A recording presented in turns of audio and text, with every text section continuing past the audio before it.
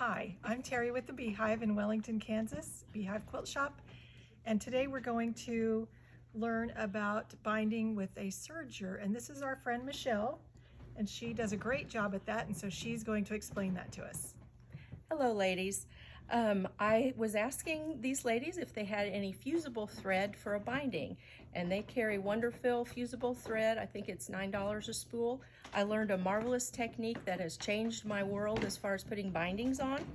So you take your regular strip of binding with it ironed in half, whether it's 2.5 inches or 2 or whatever your favorite is, and in your serger you take the right needle out. You keep the left needle in, so you will have a 1/4 inch seam.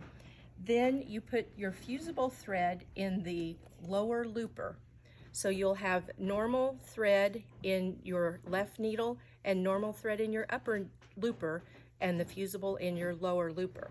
Then, after you've squared your quilt up, of course, you just take your binding with that, put your binding, I always put mine on the top, and you will all in one step, one easy step, you will bind your quilt and bind the edges of your quilt and sew the binding on all in one.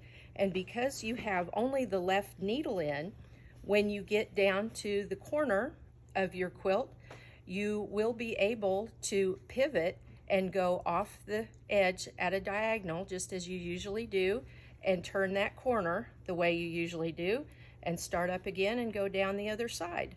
So, and then when you're finished with that, you will just turn your binding to the other side, and because there's fusible thread in that lower looper, you will hit it with an iron. You don't need any pins, you don't need any clippies, you won't stab yourself with pins, and I was able to put it on even with no walking foot, which was marvelous, and it was the most perfect binding I have ever had, including the corners. Everything stayed beautifully. So that's our tip for the day. Well, thank you so much, Michelle, for joining us. That sounds great.